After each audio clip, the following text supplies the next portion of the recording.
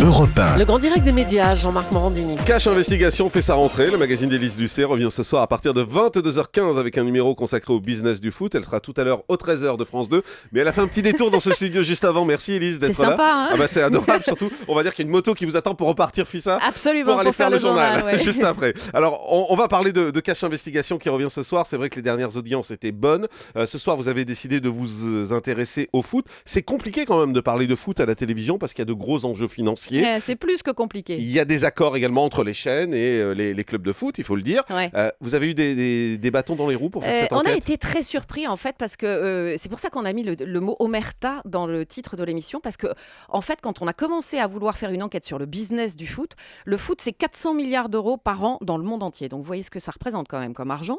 Et quand on a commencé à vouloir faire cette enquête, on a eu au téléphone mais des dizaines de personnes qui nous ont dit mais vous êtes dingue, mais ça va pas, mais attendez je raccroche, non je peux pas vous répondre.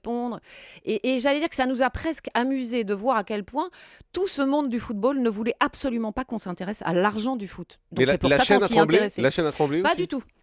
La chaîne n'a pas tremblé, ils avaient même plutôt envie qu'on fasse l'émission. Et puis moi, ce qui m'a vraiment fait chaud au cœur, c'est que par exemple, nos confrères de Stade 2 ont passé un extrait de l'émission dimanche dernier. Donc on se sent aussi soutenu par le service des sports. Parce que c'est vrai que les journalistes qui suivent les équipes, ils ne peuvent pas toujours faire ça dans la mesure où après, on les boycotte de conférences de presse, où ils ne peuvent plus rencontrer les joueurs.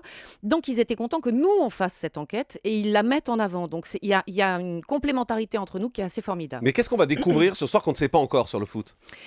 Parce qu'il y a des journaux, il y a des magazines, on parle sans arrêt du foot, mais Ouais, qu'est-ce que vous avez trouvé qu'on ne sait pas? C'est exactement la face cachée que vous allez découvrir. On va découvrir comment on recrute des enfants dès 11 ans, comment des agents de joueurs s'intéressent à eux alors que c'est totalement illégal. Il y a des agents, on a un petit Madine qui a 11 ans, il y a un agent de Dubaï qui est derrière, enfin un homme d'affaires de Dubaï qui va investir sur lui. On va découvrir comment les joueurs sont devenus des produits d'investissement. C'est-à-dire qu'aujourd'hui, on découpe des joueurs en tranches. Il y a 50% qui appartiennent au club, il y a 30% qui appartiennent à un groupe spécialisé dans l'uranium et il y a 10% qui vont appartenir à des agents, on va dire, douteux. Et eux-mêmes, les joueurs, parfois ne le savent pas. C'est-à-dire qu'ils sont vendus par morceaux, par tranches et ils ne le savent même pas. Maintenant, ce sont des objets. Ces joueurs de foot sont devenus des objets d'investissement. Et il y a des transferts douteux encore, ça existe dans le foot? Oh oui, il y a des transferts douteux parce qu'il y a des agents douteux. Donc ce qui est assez intéressant, c'est qu'on était allé voir Noël Le Graët, le président de la fédération. Et moi, je lui ai posé des questions parce que dans le règlement de la fédération, il est clairement dit que les agents doivent être vertueux au niveau judiciaire et au niveau financier. Et en fait, on a, nous, relevé dans la liste des agents de la fédération à peu près 15 agents qui ont des condamnations à de la prison prison avec sursis, prison ferme, 250 000 euros d'amende. Et Noël Le Graët, quand je lui pose la question, il me dit « Ah bah oui, mais lui, il est gentil. Il est gentil. » Ça veut dire que tout le monde est au courant. Ils ne respectent pas le règlement et apparemment, c'est pas si grave que ça. Et le rôle des équipementiers, vous y revenez également dans l'émission avec de grandes marques qui s'intéressent à de jeunes joueurs très jeunes. Madine, 11 ans. Ouais. Et on voit qu'il y a des équipementiers qui sont derrière, qui veulent investir sur lui. Mais qu'est-ce qu'ils y gagnent, les équipementiers? C'est-à-dire qu'ils font signer des contrats sur plusieurs années? Oui, et puis ils parient sur une image. Ils se disent, si c'est le futur Zidane, imaginons dans 10 ans, il aura Adidas ou il aura Nike et ce sera que nous, on ne verra que nous. Donc ils parient sur des enfants. Ce qui nous a quand même complètement surpris, c'est que nous, quand on est allé au stage de détection à Clairefontaine, où on n'était pas autorisé à aller, il faut le dire. Hein. Pourquoi ? Parce qu'on n'avait pas très envie de voir les caméras de Cash Investigation là-bas. Quand on enquête sur l'argent du foot, Cash Investigation, ça ne fait pas plaisir. Et quand on est arrivé, il y avait autour du terrain où il y avait les sélections de ces jeunes joueurs de 10 et 11 ans, des agents, des faux agents. Il y avait les représentants C'est quoi les faux agents ? C'est des agents qui n'ont pas leur habilitation d'agent, qui n'ont pas le droit d'exercer cette profession et qui se retrouvent quand même au bord du terrain pour tenter de signer des contrats avec des enfants de 11 ans et avec leur famille.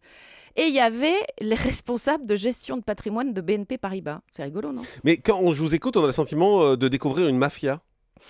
Moi, c'est la mafia du foot ? Mafia, je ne sais pas. En tout cas, c'est une famille extrêmement fermée. C'est très clanique, c'est très fermé. On n'a absolument pas envie que des gens comme nous rentrent. Mais que ce soit fermé, c'est un fait. Mais là, vous nous racontez des faux agents. Il y a beaucoup d'argent. Il y a beaucoup d'argent en jeu. Donc, comme toujours, quand il y a beaucoup d'argent en jeu, il y a des gens qui sont clean, il y a des gens qui font leur job correctement et voilà, qui le font bien dans les règles.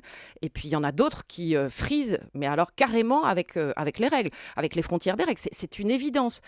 Moi, ce qui me frappe surtout, c'est que les institutions ne font pas le ménage.